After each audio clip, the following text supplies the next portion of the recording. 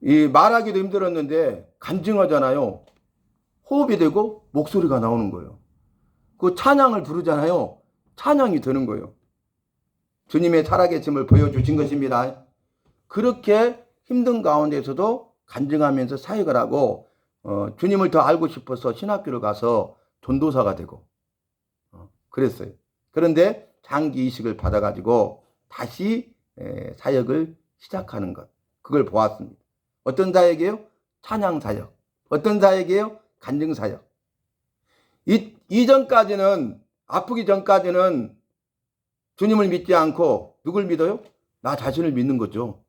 그리고 세상 것들을 추구하면서 살았죠. 세상 일에 바쁘게 살았죠. 수많은 인기를 가진 유명한 가수였잖아요. 그죠? 그런데 죽음의 위기 앞에서 자신을 살리고 자신을 구원해 줄 사람은 오직 예수님 한 분뿐임을 알게 된 것입니다. 얼마나 귀해요. 그래서 결국 어떻게 돼요? 자기가 소원한 것을 이행했잖아요.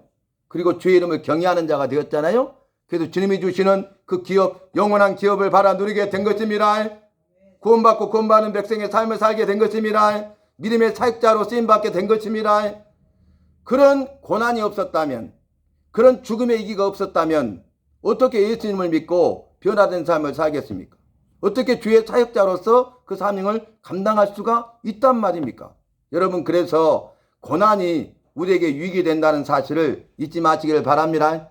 성경에서는 고난이 내게 유익이라고 말하고 있잖아요. 바울이 신앙 고백 아닙니까? 바울이 수없이 많은 고난을, 여러 가지 고난을, 말할 수 없는 기가 막힌 고난을, 또 죽음의 위기 가운데 죽었다가 다시 깨어나는 그런 상황 가운데 있었잖아요.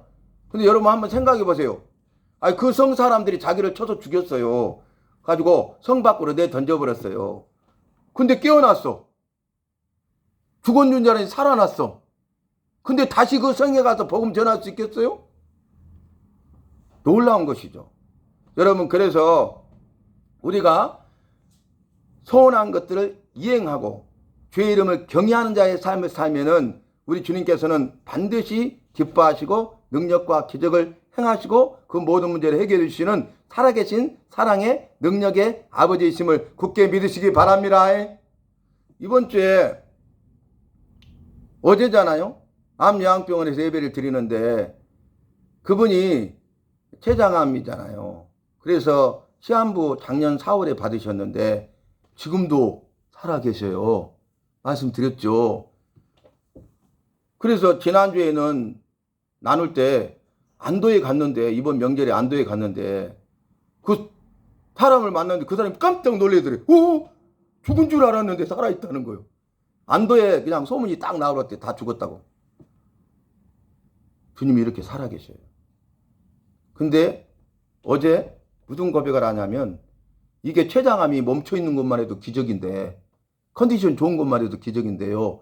이게 엊그저께 검사를 했는데 줄어들고 더 좋아졌어. 할렐루야! 그 고난을 통해서, 암을 통해서, 시한부 판정을 통해서, 죽음의 위기를 통해서 주님을 만난 것입니다. 주님을 만나면 됩니다. 주님을 만나야 되고, 주님을 만나면 주님이 일하시고 역사하십니다. 능력과 기적을 행하십니다.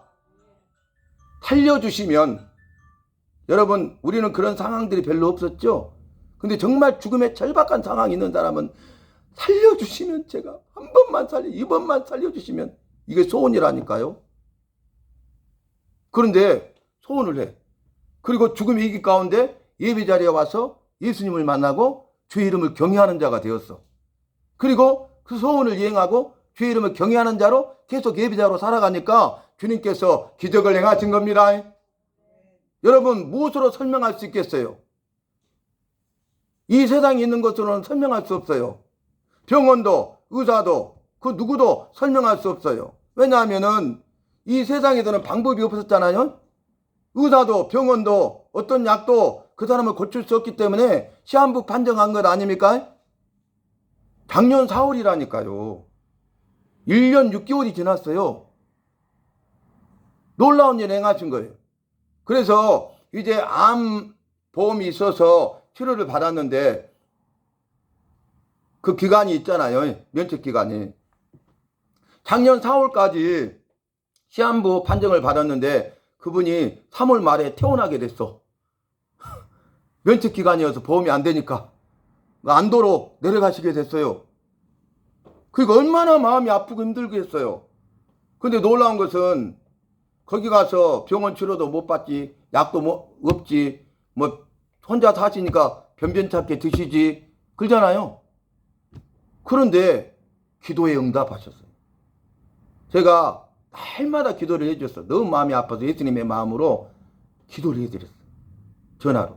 근데 놀라운 것은 거기서 생활하고 3달 후에 약속이 정기검진이 돼 있는데 가니까 의사가 깜짝 놀란 거야. 돌아가실 분이 오셨잖아. 근데 검사를 해보니까 그대로 있어. 그 몸 컨디션은 더 좋아. 이걸 뭘 설명할 수 있겠어, 뭘로. 그리고 작년 4월인데 지금 1년 6개월이 지나도 이렇게 계시고 이번에 더 좋아지셨어. 주님은 살아계십니다. 주께 소원한 것을 이행하십시다. 주의 이름을 경외하는 자가 됩시다. 그럴 때 우리 주님께서는 기뻐하시고 우리 주님께서는 영광을 받으시고 우리 주님이 기뻐하시고 우리 주님이 영광을 받으시면 주님께서 일하시고 주님이 일하시고 역사하시면 우리는 기적을 체험할 줄로 믿습니다. 기적의 주인공 간증자가 될 줄로 믿습니다. 여러분 이렇게 살아계신 사랑의 능력에 참으로 좋으신 아버지이신 우리 주님을 만나시고 오직 주님만 따라가는 저와 여러분이 되시기를 주님의 이름으로 축복합니다. 왜요? 주는 나의 피난처가 되시고 주는 나의 피할 망대가 되시기 때문에 그래요. 내가 피할 곳, 피하여 숨을 곳, 내가 지키심과 보호하심과 인도하심을 받을 수 있는 곳, 그것은 바로 주님 안에 있고 주님의 품인 줄로 믿으시기 바랍니다. 주님 품에 가시기를 바랍니다. 주님 품이 나의 피난처입니다. 주님 품이 나를 피하게 하는 망대입니다. 주는 나의 피난처시요 주는 나의 망대이심을 믿고 그리고 소원한 바가 있다면 이행하시고 그리고 주의 이름을 경외하는 자가 되어서 주의 이름을 찬송하고 주님 앞에 영광 돌릴 수 있는 저와 여러분 되시기를 바랍니다. 오늘 특별히 금요 기도이기 때문에 다윗처럼 기도하되 간절히 부르짖어 기도함으로 들으시고 이 시간에 응답받는 우리 모두가 되시기를 주님의 이름으로 마음껏 축복합니다.